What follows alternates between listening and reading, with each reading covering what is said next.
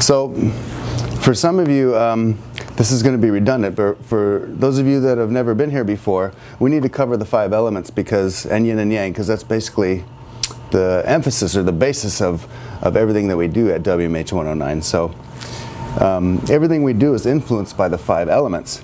The 5 elements philosophy is found in Fung Shui, Chinese astrology, acupuncture, and Chinese medicine.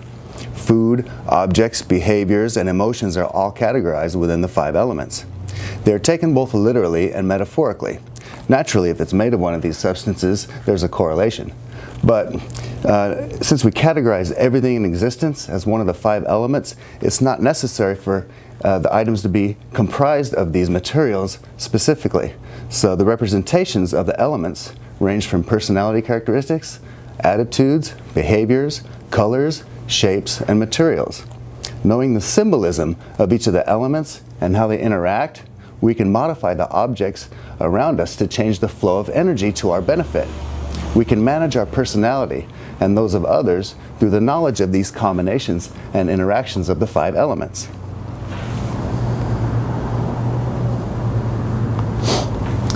The 5 elements both help and hinder each other. It's exemplified here through the creative and destructive cycles. Earth creates metal, forges out minerals in the ground. Metal creates water when it's heated and cooled. Water creates wood, or fuels wood. Wood fuels fire. Fire burns things back down to earth. Okay, and they check each other. Earth dams up water. Water puts out fire. Fire can melt metal. Metal breaks up wood, and wood can go right into earth. So we can see how these elements can be manipulated in our environments in terms of creating balance. We should add to the weakest element that we have and withdraw the element that's in abundance. If that's not possible, at least we have insight into the energies that might make us feel a certain way.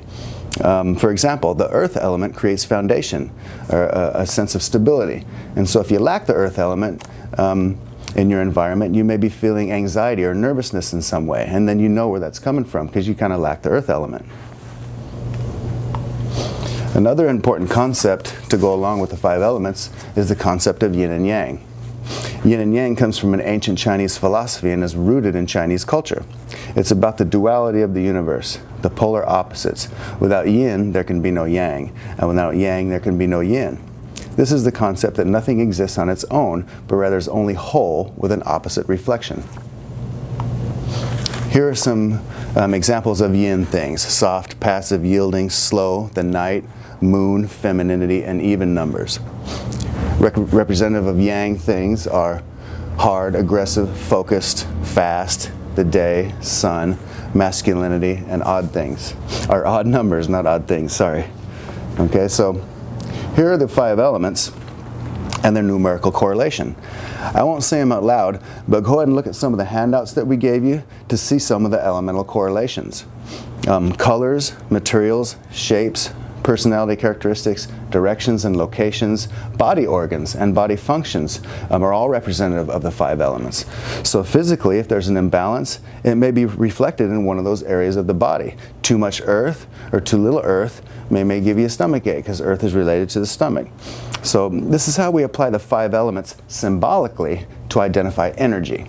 First, let's look at how to identify our innate energy using the 5 elements. This is an example of a person's body source code, okay? Each person's body source code is different, and it's based on their birth information. That's the key. This is the elemental makeup that we have at birth, and it's the foundation that we have as we grow and experience life. Did it shut off?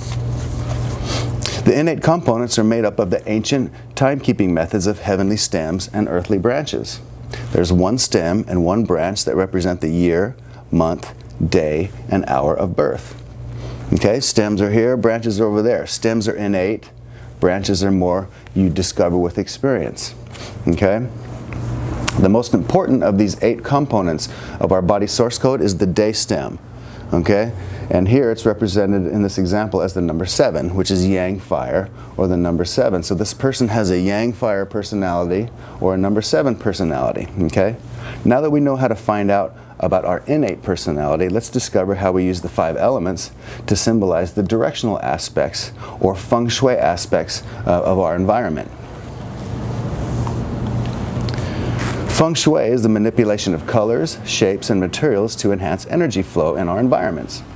We can manipulate these elements using the creative and destructive cycles that we showed you already to benefit the directional energy of the building itself or to match the energy of the people within. There are 2 types of energy in our environment, AC and DC. AC energy is fixed and can't be changed. It's reflected in orientation, like a directional orientation, east, west, north, or south. We're going to talk about that in a little bit. Windows, doors, walls, solid and immovable things are considered AC. It reflects a building's zone or purpose. Okay? DC energy can be altered, moved, or changed. It's reflected in furniture, carpets, drapes, paint, and movable decor like knickknacks or potted plants, things like that. DC energy reflects a building's actual usage. So AC is what the room or building's prescribed to do or zoned for, and then DC is what it's actually being used for. Those could be the same too. So the biggest AC attribute is the facing direction, or the direction the front door faces. Okay? It's AC energy, and this is important because it determines the directional orientation of the entire property. So this is the color of the house, or the material that you're going to use on the house. Okay? This is significant. It defines the colors, shapes, and materials that should be used on the exterior of the building. Okay? Is the facing direction determined only by the direction that the front door faces? No. So let's look at some other aspects of facing direction. Facing direction includes the direction the front door faces, but it also has to do with the side of the house that has the largest number of windows, the side of the house that has an approach or a walkway to it, the side that has the most used entrance or exit, the side that's facing a road or overlooking a scenic park, river, or view, or has the most energy approaching the building. For example, I own a duplex, and on both the same side of the building are both front entrances, and so my tenant uses the front entrance because he comes in, he and she come in first, but I don't use my front entrance because I'd have to go past there, so I use the back side and I use my kitchen entrance, which is the entrance where the most activity happens. So even though my house is facing north, I really use the entrance that faces south most all the time, and so I have kind of a south-facing house as well. A lot of energy in my home is facing south and north, so that's something to think about when I'm thinking about my home and its energy. Okay.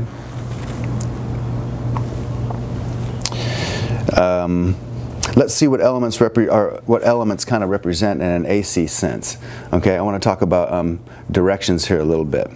Okay, this is the 9-sector grid that Zoo Sensor has come up with that identifies or correlates elements to different directions in our environment. Okay, this map indicates the elemental association of each of the directions. North represents water, northeast, the center, and southwest are earth.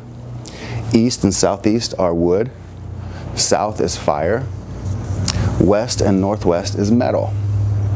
All right, and so the center is considered earth, and these directional associations are AC. They don't change. Okay, this is why they're considered AC. There's no changing the direction in the association. So what do these associations mean in an elemental sense?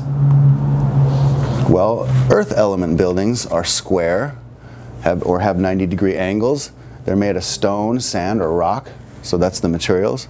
So they're usually long or low type buildings, like bungalows, kind of squat buildings, and they're brown, taupe, yellow, or cream. So the colors are brownish, yellow, creams. The shapes related to earth are squares and right angles, and the materials are sand and rock, kind of natural materials, and stone. Metal buildings are made from metal. All right, they have triangular or pointy shapes within them, or the roof is shaped like that, and they have white, silver, metallic, or gold type colors. So metallic type colors, gold and silver and white. triangular or pointy shapes, and materials made from metal represent the metal element. Water element buildings are reflective or mirrored, or you can see through them in some way, shape, or form. They're irregular or wavy shaped, like corrugated roofing material, and the colors are blue, black, and gray.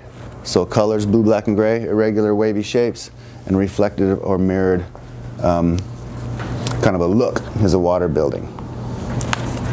Wood buildings are columnar, rectangular, tubular, and they have a wood or a natural finish. Obviously their colors are green, turquoise, or teal. So they're tall, thin apartment buildings. Columnar, rectangular, tubular, wood or natural finish, and green type buildings are wood buildings. Fire buildings are made of processed materials, like your roofing shingles would be processed, all right, and they're synthetic, synthetic materials. And well-lit buildings, bright buildings would be considered fire buildings. Round or circular shapes kind of represent the fire element, round and circular, like a candlelight. And then red, purple, pink, and bright colors would represent the fire type buildings, okay? So just to review a little bit, and you have this sheet in your handout too, are these representations of the 5 elements and directions, colors, shapes, and materials. So here are your materials for earth, metal, water, wood, and fire, and the shapes, the colors, and the directions. Okay? So here are some of the elemental representations. You can use this both on the exterior and the interior of your home in an AC sense and a DC sense both. AC is more manipulable and more able for us to access and work with. AC is harder to work with. You're kind of given your AC, your building's AC energy, and you got to work with it with your DC additions or subtractions. Okay? So let me show you about, well, we did the 9-sector grid already. Let's talk about DC energy a little bit. DC energy, again, is changeable, movable. There are items such as furniture, pictures, your flooring that you choose, drapes, the paint color, and other variables that help you change the energy flow in a room to match either that room's energy or to match the energy of the occupants in that room. Okay, so you have 2 different ways that you go in terms of manipulating energy and make it fit the time that you're in that room. Okay, and so let's talk a little bit about orientation. How do you find out what element a room is? What you need to do is find out its orientation. So what you do is you place Zeus Sensor's 9-sector grid over your floor plan, like is done here in the example. Okay? Both, as you can see in the example here, both bedrooms and the living room are kind of all in an earth area. All right? When I say earth area, I would say that the words represent AC and the colors represent the AC energy and the numbers represent the DC energy. Okay, so you got earth, earth, earth, you got bedroom, living room, bedroom. So all those rooms are kind of in an earth area. All right.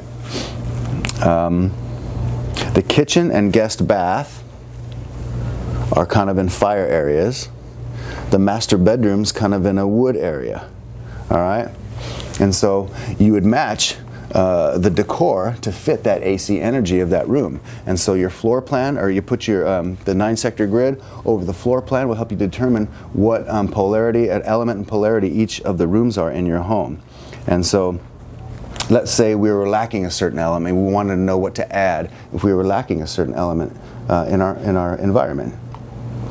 If we were lacking the earth element, we would add the numbers 0 and 5 to our environment the best we could. We would add beige, light beige, yellow, brown, tans, or taupe type colors to our environment to bring up our earth energy. We would add dull type colors, terracotta, clay, or brick items, which represent the materials of the earth element. And thick walls or sturdy furniture, squat type things in our environment to enhance our earth energy, which provides us foundation or stability. Okay, if we had too much earth, abundant with too much earth, we would add wood or water elements. So we'd add green, turquoise, blue, gray, or black to our environment to tone down too much earth energy. Okay? If we were lacking the metal element, we would add the numbers 4 and 9, which is yin and yang metal. We would add white, light gray, gold, silver, and metallic colors to enhance or bring up wood energy. All right? In our interior, exterior, our north-facing walls should be painted with metal colors to enhance that north energy. Use metal picture frames and sculptures and things like that in our decor to add to that metal element. If you had too much metal and you wanted to bring it down and tone it down, you would add earth, fire, or wood element colors, red, burgundy, green, or turquoise, or any items that might fit earth, fire, or wood type elements to tone down your metal energy. All right, if you're lacking water, you'd add the number 6 and 1 to your environment.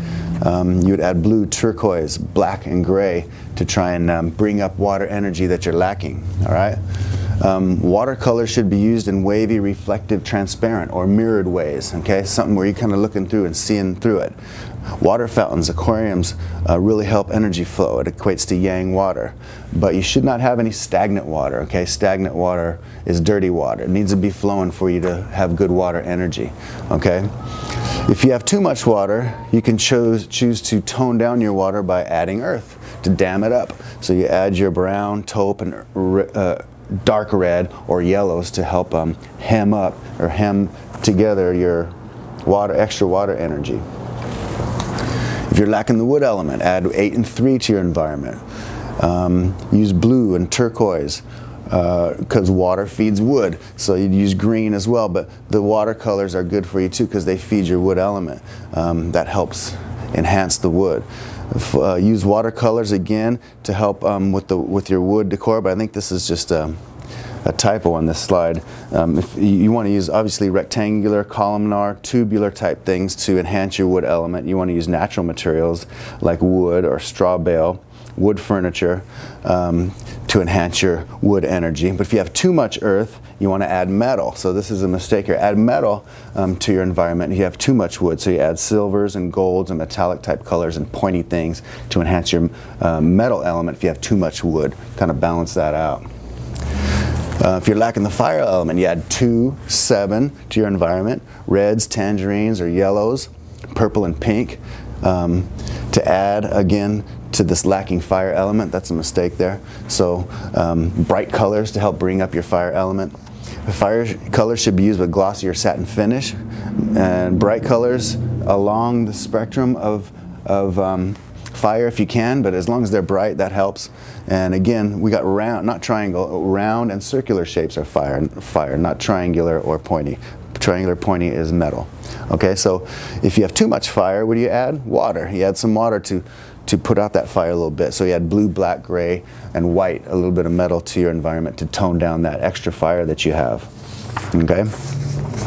And so for those of you also who may have been at the Zoo Sensor 3D seminar and that are experts or veterans at the Zoo Sensor 3D chart, which is an explanation of Ziwei Doshu and a study of our life charts, you can search for the primary stars in particular chambers on your life chart to identify the energy that a room that you're going to occupy in your home should have. Okay? So you can take your personal element and apply it to that room. You can always do that. But if you want to find out on your life chart what the energy in your room should be based on the timing of the life chart, you can look into your chambers to find out the primary stars. For example, to find out how you should paint the exterior and what materials you should use on the exterior of your home, you should look into your property chamber. So Zeus and Hephaestus are here in this example, so earth and metal would be good colors for the exterior of this person's home, Michelle's home. Okay? For the study and living room, you would look into the career chamber.